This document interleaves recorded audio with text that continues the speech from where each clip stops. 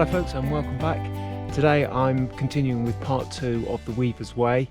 I left you at Aylsham and I pick you up now just outside Aylsham at Blickling Hall Estate, and now I'm routing up towards Cromer.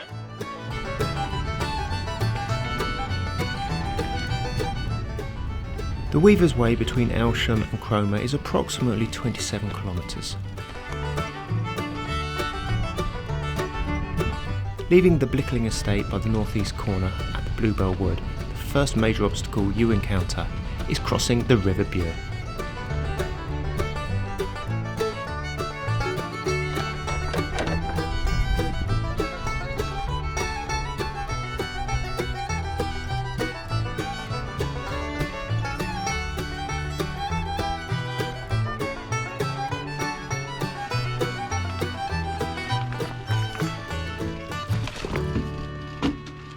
Beautiful ride from Blickling, but a lot of these footpaths are through cattle fields and they've got these stiles or gates, so it keeps interrupting the flow.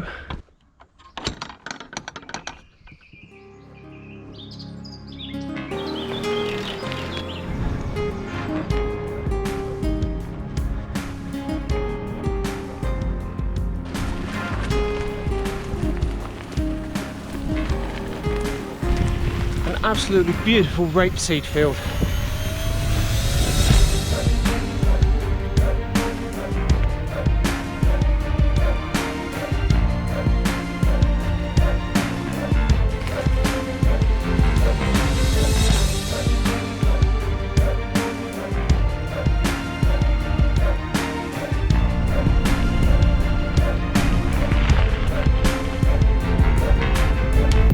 This is why I love Norfolk so much. Look at that!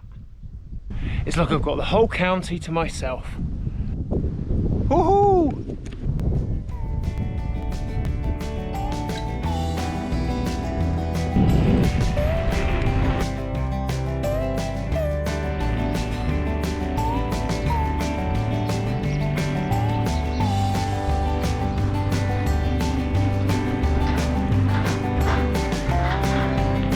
The first maps of Hanworth Common go back to 1628, when the Doherty family bought the manor of Hanworth from the Duke of Norfolk. Welcome to Hanworth Common! The name is derived from Hagnar, the Dane who invaded Norfolk in the year 870 AD, and whose name was anglicised to Han. And Worth, meaning waters.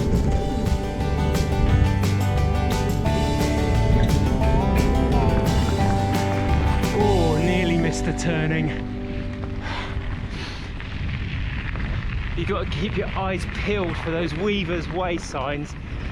Sometimes they're pretty hidden, tucked away, covered by undergrowth.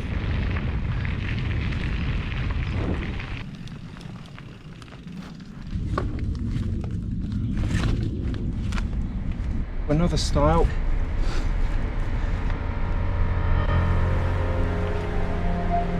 Another stile.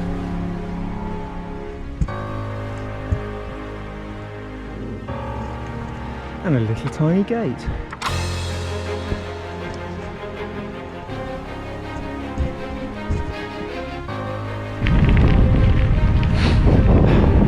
Beautiful stately home of Felbrigg Hall.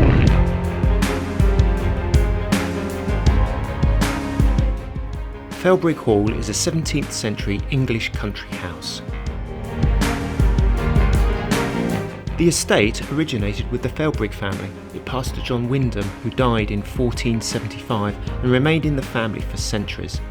The last owner of the house, before it passed into National Trust ownership, was Robert Wyndham Kenton Cromer. His heir, his brother, Richard, was killed in action in the Second World War. Robert's memorial to Richard is in the woods behind the house.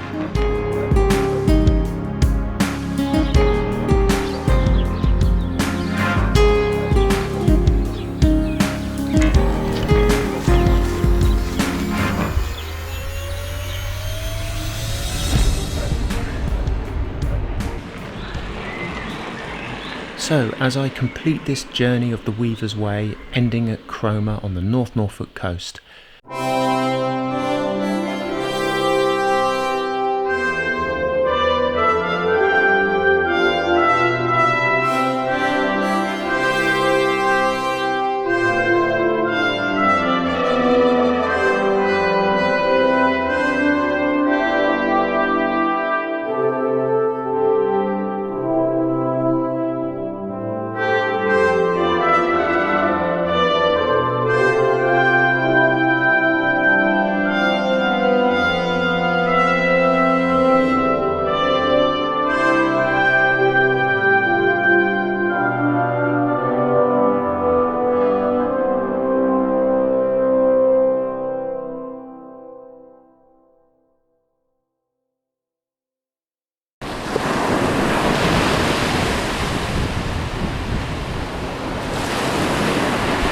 end of the line. Well, that's it folks, I've made it to Cromer railway station and the end of the Bittern line, end of the Weaver's Way. Thanks very much for joining me and see you next time.